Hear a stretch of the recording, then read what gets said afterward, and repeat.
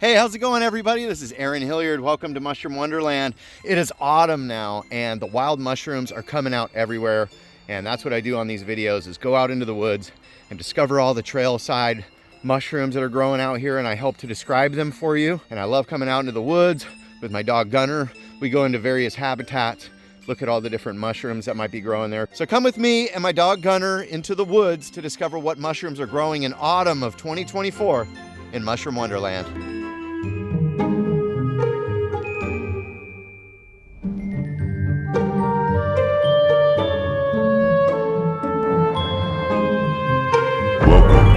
Mushroom Wonderland.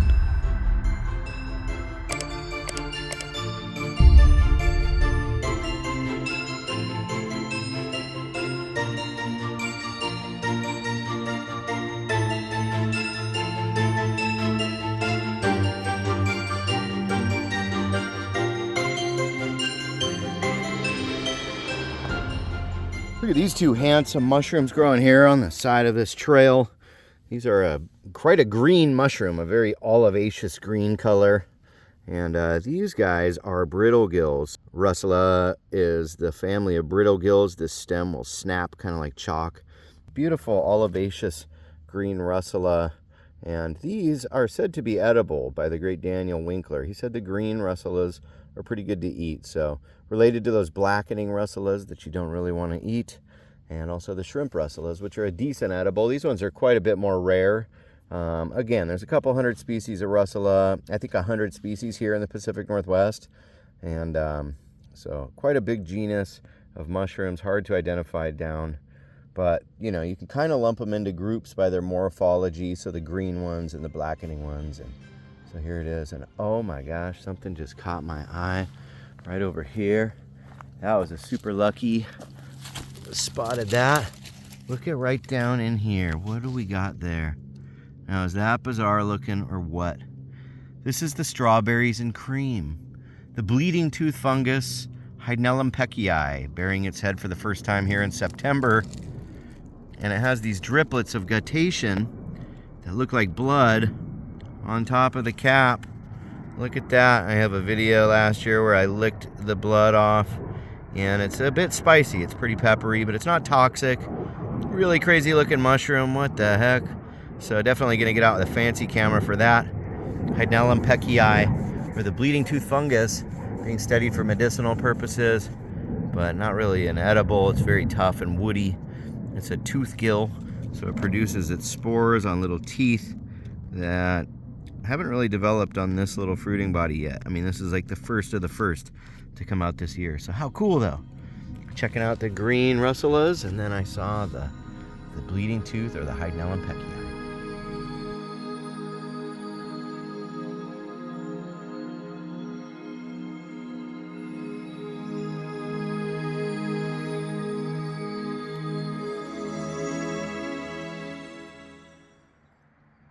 In one of the past couple of videos, I mentioned Magic Mind, these energy shots. And I'm telling you, these things are freaking amazing. I was skeptical at first. I'm not a big energy drink guy. I'm not a caffeine guy. Woo, but I've been hitting these things up. They taste kind of like grapefruit to me. They're really high in vitamin C, 100% of your daily value. But they help with mental focus. So they're an energy drink, but really for mental clarity. And they've got all kinds of natural stuff in them. They're not full of all those crazy chemicals. This has matcha green tea, also has fungi like lion's mane and cordyceps in here, and give me some mental focus. When I'm editing these videos, it's easy for me to wander away, but after drinking these for 7 days, I really started to notice a difference in my focus, as well as just giving me like a boost of physical energy. So I started doing a group workout type thing, and I'm using these like pre-workout, and we got a couple of cases of them, and they're going quick. Me and my wife are like always going, did you get your Magic Mind today? So you should get some. Go to magicmind.com/Mushroom Wonderland, and you can get a discount using the code Mushroom Wonderland 20. And I'm telling you, this stuff is awesome if you like to wake up but aren't like a huge fan of the caffeine drinks and all of those like super crazy energy shots. These ones are natural. They're really awesome. Magic Mind, hit them up. Check out this little flush of mushrooms happening here next to this log. These guys, oh, growing clustered, they often do that. And it's okay if I'm picking these. They're not really rare by any means. These are super, super common mushroom. These are actually like the first mushroom that I ever really kind of had interest in as a kid. There was a large flush of these growing behind my house, and I got interested in them and actually ID'd them through the mushroom book. This one is called the Sulfur Tuft, or Hellum Peeky Eey. And what's really cool is if I take this UV flashlight and I shine it on them, look how fluorescent they are. So at nighttime, you can walk out into the woods with your UV flashlight, shine it out into the darkness, and these mushrooms will be glowing like 100 feet away. They're super duper bright. Hellum Peeky Eey, the Sulfur Tuft. These are a yellowish kind of mushroom with like tan center of the cap, and they almost get kind of like grayish looking on the outside, but these fluorescent green colored gills that are very tight gills, and they have a dark spore print, so that darkish color, those are the spores coming in. And so these always grow kind of clustered. Once in a while you'll see one just kind of growing by itself, but usually just around the next bush there's another cluster of them. But these ones toxic, really bad GI irritant, one of the few really toxic mushrooms here in the Pacific Northwest. They do have a look-alike called Hellum capnoides, the smoky gill, which is actually a pretty good edible. But these ones here, definitely want to avoid them. The smoky gill, not fluorescent. And instead of those fluorescent green colored gills, it's got a smoky colored gill, kind of gray colored gills on the capnoides. But these ones, a good reason for a UV light. You know, you can differentiate these from the conifer tuft or the smoky gill because they're fluorescent. So Hellum Peeky Eey, the sulfur tuft, just leave those alone.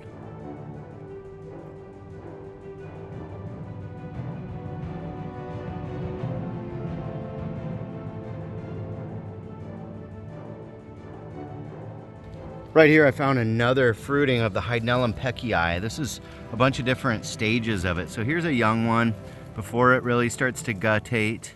There's some young ones that are getting some guttation around it. Here's another young one that's just starting to get its guttation. And then there's two that were down here that are a little bit more mature, and look at all that blood looking stuff. Really, really cool. And when they get old, they turn into this black polypore looking thing that you wouldn't even recognize to be the Hellum Peeky Eey. But these are definitely a bucket list mushroom for a lot of people, and in certain places here in the Pacific Northwest, pretty common mushroom. Really, I'm kind of surprised to see them out here this early at the start of fall. Typically they take quite a bit of rain to get going, but really cool, really photogenic mushrooms. Non-toxic, even medicinal, but inedible. So really, really photographable. Look at that guy.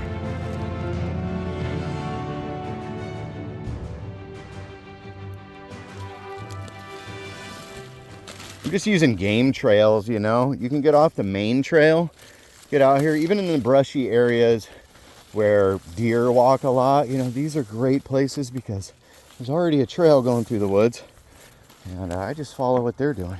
Look at that Fomitopsis mountsiei, the red-belted conch. Now these ones can live for a long time, so I try not to pry those off. You don't ever really have to. They're not edible. They're really common in the woods. Avoid ripping these off of logs or kicking them off or anything like that.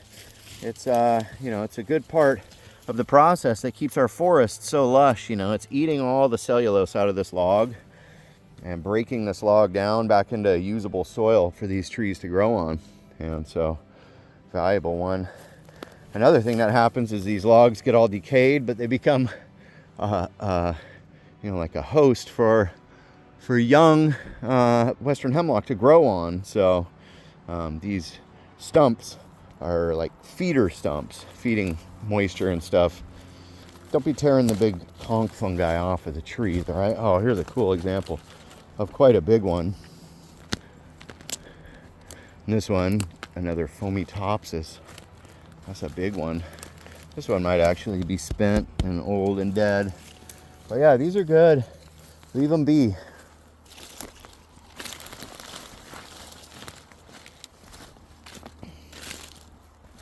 Oh, look at that. Here's some golden chantrells. Look like they might have got nibbled off by a deer and then dropped right there or something. The deer definitely do eat the wild mushrooms out here. So I have seen that before. Look at this one. Nice. Amanita augusta. This is the yellow veil Amanita. Let me pick that out of there. It's got those warts on top, indicative of Amanita. And so this one, said to be edible, I don't know, in a genus of mushrooms that typically, you know, are kind of sketchy to eat when they have spots all over the cap like that. So I've never tried one, but beautiful example of that yellow veil right there. This is mycorrhizal growing with the trees, and maybe that tree is also the one who's responsible for this beauty that I'm seeing right down here. Look at that. Boom, big golden chantrell, the Cantharellus formosus. This is what everybody's after, the most popular wild mushroom. Cantharellus meaning drinking cup, formosus meaning beautiful. So the beautiful drinking cup, you could fill that up with some water, have a little sip, you know, might feel kind of magical. But these are both edible mushrooms, I guess, but nobody's out picking these to eat, but everybody's looking for these. So look for that gold color, that ruffly look, you know, that vase shape. These gills run down the stipe like that.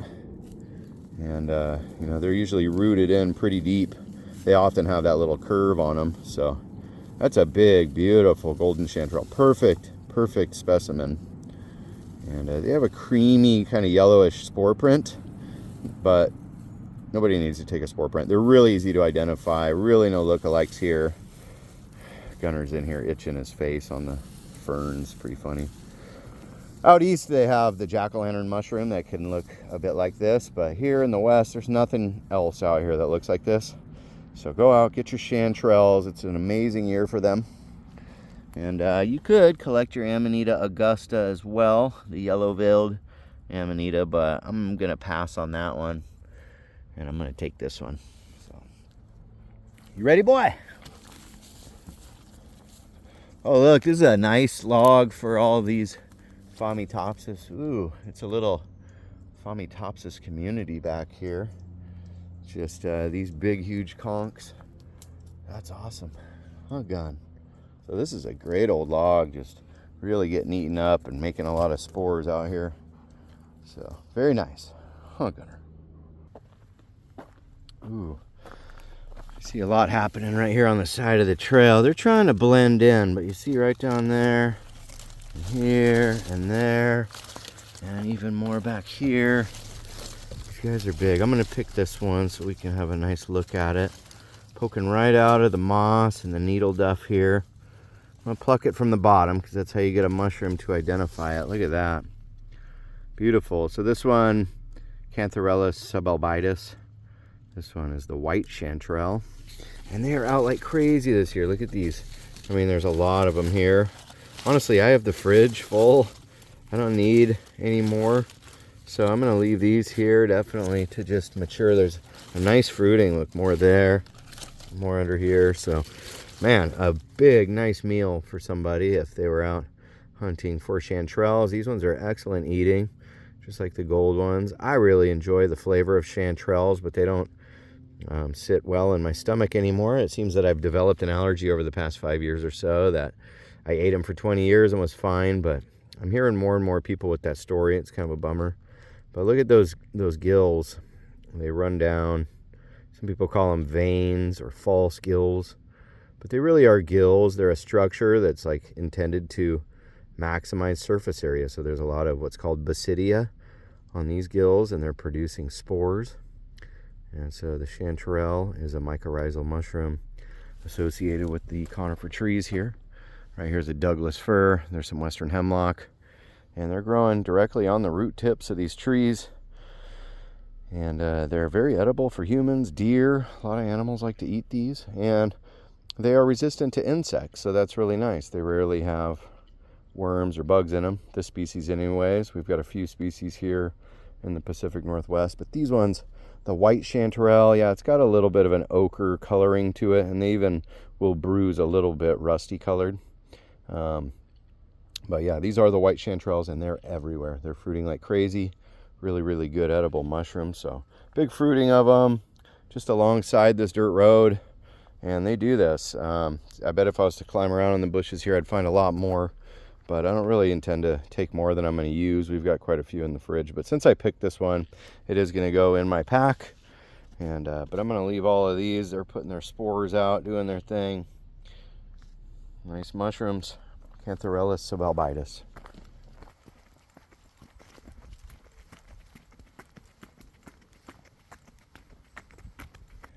Right down here we have what is called the false chantrell, commonly called the false chantrell, so Hygrophorapsis aurantiaca. This one has decurrent gills. They're kind of orange colored. These one particular species have this creamy colored cap, but quite orange colored gills. So to a complete novice, this might look a bit like a chantrell, but I mean really once you understand the false gill type structures on a real chantrell, you'll go, oh yeah, these are definitely different.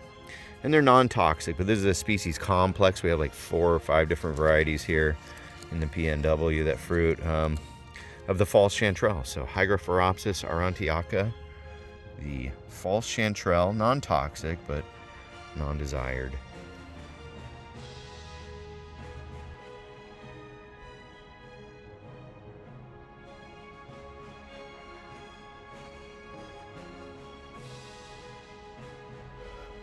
Wow, here's some really bright mushrooms on the side of the trail. Man, these are super gold colored. But look at this. This is another version of the what we call the false chantrell. So Hygrophorapsis aurantiaca. These ones fluorescent gold colored. And the other collection we saw was way more pale. So there's at least 4 different kind of like phenotypes in the area. And you know, I think, oh wow, look at that. So here's a good example of the false chantrell, pretty big one. And these are great for a photo collection here. But you know, these ones a lot more gold colored than the other collection. You know, they kind of can look like a chanterelle. They're just definitely way smaller, not as substantial, and just not desired. They're just no good to eat from what I understand, and usually they're so rare that you don't really get enough to make a serving out of after you cook them. But anyways, the Hygrophorapsis aurantiaca, or the false chantrell, a more gold variety, kind of cool.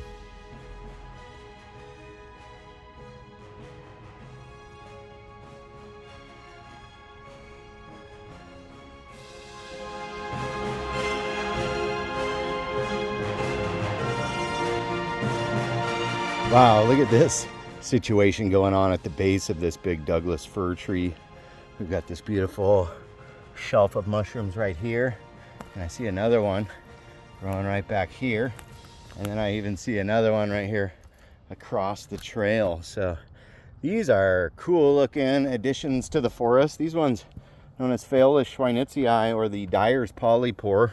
So this one good for dyeing fabric, you know, protein fabric, wool or silk, with its pigments. So kind of gold to green and brown colors dependent on the pH of the dye bath that they are in. But there's 3 of them growing here, and they're growing off the root system of this tree kind of as a pathogen. So these can be parasitic or saprobic, and these ones are kind of doing something in between those 2 things. So feeding off of the tree and probably not killing it right away, but you know, it could eventually lead to the demise of this big, beautiful Douglas fir tree. So sometimes you'll see these popping up in your yard next to your fir tree, your Douglas fir, I should say. Look right here, the Deceivers are up. So these are a sign of autumn arriving. These ones are kind of forming a fairy ring formation, as you might see. And you look under here, it's got these kind of brown orange tones and just like really a dull color. Kind of a unique stipe that's not exactly round, but these are known as the Deceiver or Lacaria laccata. So it's got a pretty widely spaced gills under there, which I like that. Makes them pretty picturesque. And they're very dull and drab, and they can come in so many different shapes and sizes. and that's why they get their common name, the Lacaria. Look at this one. Got quite a round stipe. I can roll it in my fingers, but this one, quite a flat stipe, and it doesn't exactly roll. But these are edible. I've eaten them before and was pretty unimpressed. They were actually pretty gross, but they are edible in a pinch. You know, you could eat these, or if you're trying to throw them in a stew or something like that, that's fine. And they're kind of considered a weed mushroom because they just grow so abundantly. They're like young forests, you know, right here, some like 10-year-old Douglas fir, maybe 15-year-old. And these are some of the first ectomycorrhizal mushrooms that I'll start associating with conifer trees. But mushrooms in this family can associate with both conifer and deciduous. And so you can see the cap kind of has a dimple in the center, a very dry look, and then they have kind of a textured stipe, so it's a little bit scurfy. And yeah, the Lacaria lacata, there's some really nice purple ones called the Lacaria amethysto occidentalis, but those are recommended not to eat. They can collect some heavy metals, really absorb a lot of like arsenic, but I've never heard anything bad about these ones, Lacaria lacata. So you could eat them, but nobody really wants to because they're just not very great. But yeah, there you go. The Deceivers, they're out growing with the young forests now, and they'll grow all the way through winter. So really common trailside mushrooms.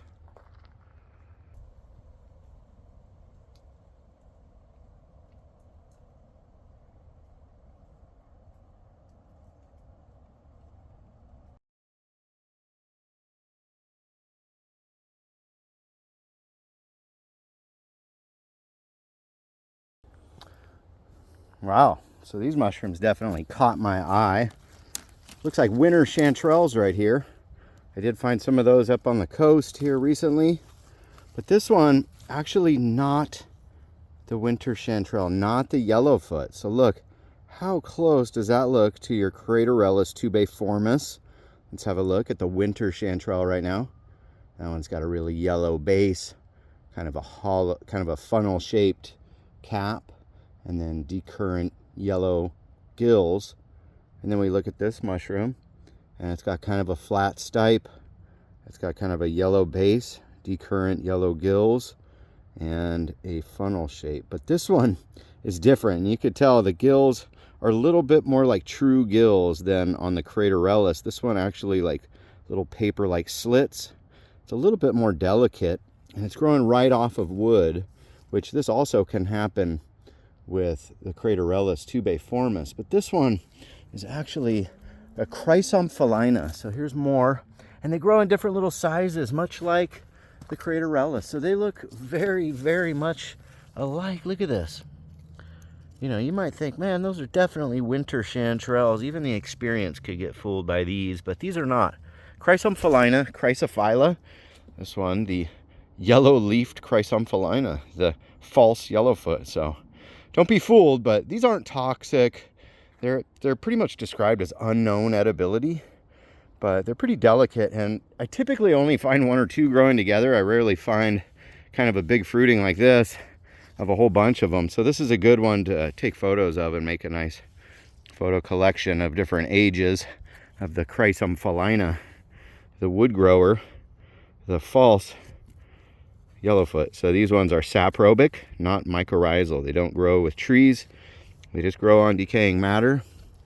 And you know, a good way to get a nice field photo is to kind of get all the different angles, get several different mushrooms at different stages of life, and get all the different angles, and then get some in situ. So some that are in the situation.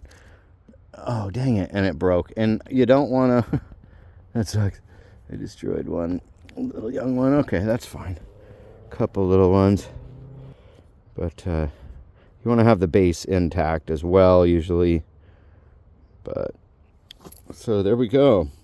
Now I can take a pretty nice little photo, kind of nice like that, with all of these in the background, and then I can get a bunch of close-ups for iNaturalist. But the Chrysomphalina, Chrysophylla, this one, the false yellowfoot, it's out right now in abundance. So don't be fooled, but pretty sure they're not toxic, because people would have accidentally eaten them, and we would know all about it if they were really toxic.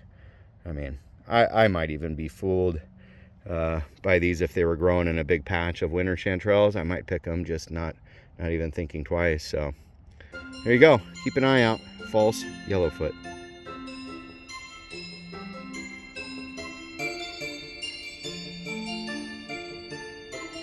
So this is a pretty interesting thing. This is a stump from a chanterelle that somebody had cut off while walking down this trail. I see another young one coming up right here, so they're still fruiting for sure. But as I look back here, this is a couple times I've seen this now.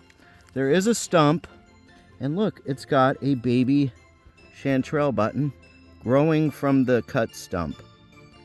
So now I make fun of this. I heard people say this, and I used to scoff at it, that if you cut it off, there's a chance that it'll grow another mushroom there, and I'm like, that is ridiculous. But with chanterelles, it does seem to happen sometimes. A new fruiting body will form off of the old stump that was cut. So how about that? You know, there's proof for you, and I've seen it a couple times where there was clearly a stump that somebody had harvested the chanterelles here, and a young one was growing just right off the side of the existing cut. So, you know, there is some truth to that, believe it or not. So cutting your chanterelles off, apparently that's a good point for the mycelium to want to produce a fruiting body, and so that's what's happening here. And if I come back in a few days, it'll probably be bigger, and chanterelles take a long time to grow, so you know, this could take a few weeks to get to full size off of the old stump, still getting fed from that mycelium. So there you go. Maybe consider cutting your chanterelles off if you want them to grow back in that same patch. Right here on the side of the trail, I see a pretty big flush of what looks to be like really gross looking mushrooms. They're kind of like decomposing and falling apart. But if I look over here, I see a younger one. And look here, I mean, this thing really blends in. Could just look like dirt. You'd probably not really notice that unless it caught your eye. But when I flip it over, it's a different story. Boom, it's got white gills. So this one is a Russa. It's in the brittle gill family. So the stem will snap like chalk. It doesn't really bend, it just kind of breaks. You see that? So that's a good indicator of the brittle gills or the Russa mushrooms. And this one here has this dark brown, kind of slimy looking cap, white gills, all Russa do, and they have a white or a cream colored spore print. But this guy is in the Russa nigricans group, so a group of mushrooms that should probably be avoided. These brown Russalas are considered blackening Russalas. As they get older and they start to decompose, they're really gonna get black colored like this. And so this one, here's a larger one that's quite contorted. And so Russa nigricans group, probably toxic. Here, there's another younger one here.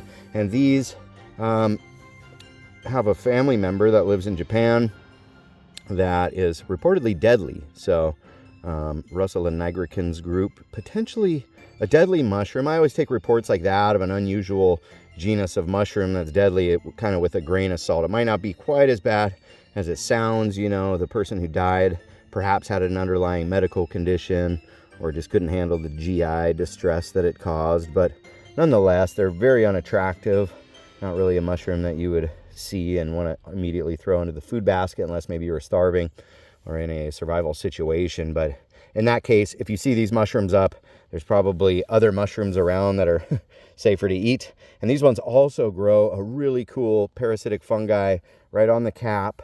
So Astrophora lycoperdoides. This is a really cool parasitic mushroom that attacks these blackening Russalas, and it will grow this little cluster of fruiting bodies, just mushrooms that are growing on top of mushrooms, and the caps will just deliquesce into this powder, and they get the common name, the parasitic powder cap, because of the fact that they just turn into powder. And that powder is actually asexual spores that will reproduce clones of the same mushroom. And this year happens to be a prolific year for Astrophora lycoperdoides here in the Pacific Northwest. I've seen quite a few nice fruitings of them. Some of the most beautiful pictures I've ever taken of these particular mushrooms growing on the Russa nigricans group.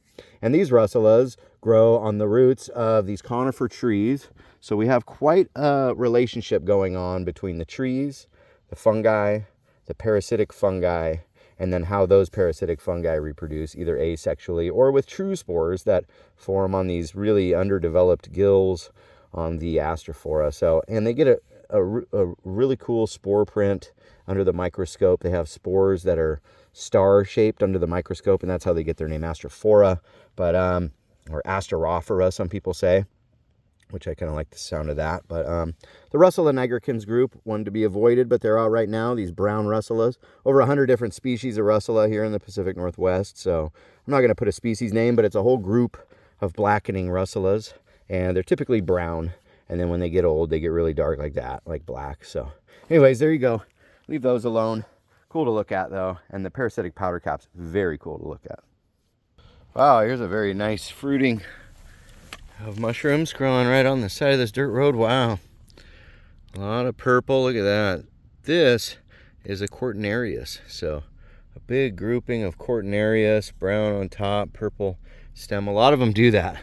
A lot of Coronarius look that way, and they got these bright kind of orange spores that are coming in here. So very slimy cap, very viscid cap. Purple lavender notes all over the stipe and underneath the cap. And no doubt these get confused for bluets, which are a pretty popular edible mushroom, but you know, generally Coronarius not a genus that people consider for the table for eating, but if they were toxic we would know because people mistake them all the time for bluets. And these are one of a couple hundred species here in the Pacific Northwest. So I'm not really sure. Shannon Adams, Noah Siegel, they know this stuff. But there's some real key indicators. That viscid cap, that real sliminess, their stature, the grouping, the coloration.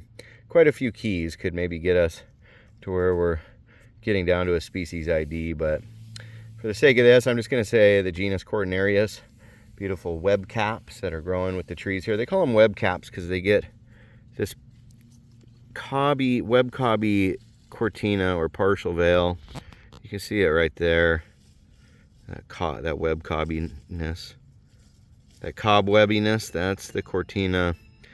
And these are slimers, so they got a lot of debris stuck on their caps. Pretty though. Nice quartz. This is really cool. This log here in the forest has these white conch mushrooms growing all over it. This one's pretty thick. And if you look underneath here, it's a polypore, so it's got a porous underside. That's where the spores get produced, and these pores get kind of elongated.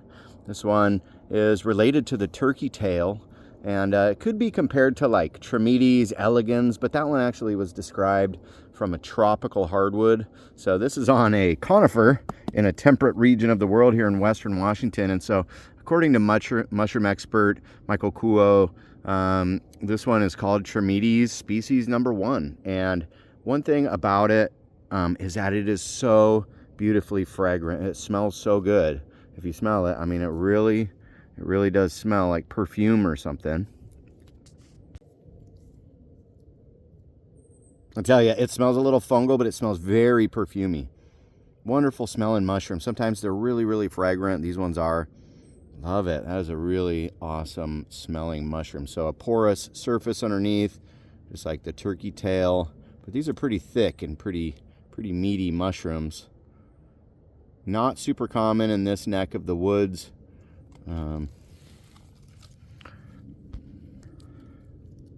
So I'm pretty stoked to find some specimens that are that fragrant, and you know, I could really kind of try to confirm it through microscopy of the spores, but spores, doing microscopy on these polypores can be really tough. So I'm going to take the word for it just because of that odor that they emit. Really beautiful smell. And this one, endophytic, or you know, a decayer, a white rot decayer here. I'm growing off of this old, what looks to be a western hemlock log.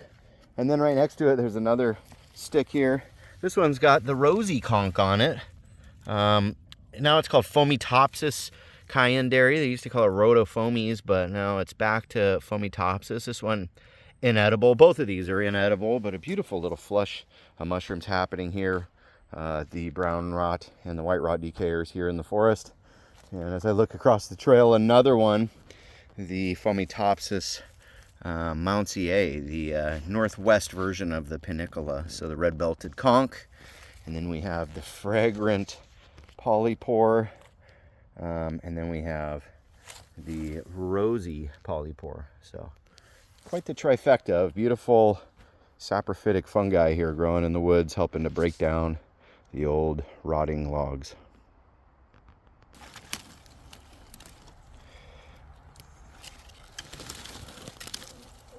My goodness. Look at these beautiful gold chanterelles. They love the moss. They love the forest where it's mossy, large conifer trees. The salal brush is everywhere. Sword fern. Oregon grape. That's these prickly plants right here that'll poke you. All of this habitat. This is good indicator for the chanterelle, Cantharellus formosus. These beautiful golden chanterelles. So if you're in a forest that doesn't look like this, you're probably not going to find them. They're kind of picky. But once you get into the right habitat, you know, they're pretty common. They're actually a really common mushroom. Something caught my eye over here in the edge of the trail. Right down here, you see this really beautiful looking mushroom. There's quite a few in here. Some young ones and some more mature ones, but these young ones are very pretty. Look at that cracked cap. And then it's sort of reddish under there, and it has that reddening on the stipe, kind of like that of a Zeller's bolete. Look at some of these are just so cute. And these are definitely edible. You know, boletes in general, as long as they don't have red pores, they're generally safe to eat. And as I look along the side of the trail, oh yeah, there's a nice fruiting of these. So Xerocomelus chrysentieron, or the cracked red capped bolete. And yeah, these little ones, really good for eating. Throw them in a soup or something like that. These are just super fresh. They get worms really quick. The worms think they're extra delicious. So, you know, they must be good then. So next time you come across some of these, it's going to have this porous surface underneath. You see that? They're not gills, but they are pores. And when, you know, even when they're small, they get old pretty quick. So you want them fresh and young. So look at this young one. Nice, creamy, kind of yellowish pores. Really, really tight pores. That reddish at the base of the stipe. And then this dry, kind of textured cap. And as they get a little older, they crack like that. And you see that pinkish color coming through underneath those cracks. It's just the expanse of the pileus kind of cracking as it grows from all of the water.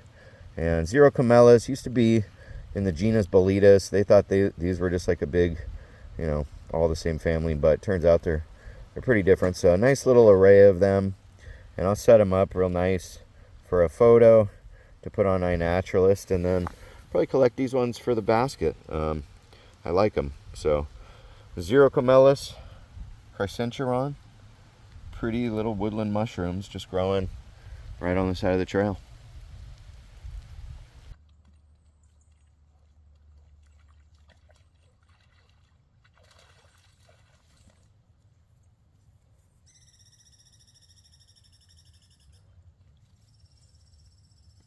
All right, you guys, there's so much to be discovered out here. Also go over to mushroom-wonderland.com, but be sure to subscribe to this page, hit the notification bell so you can see upcoming videos.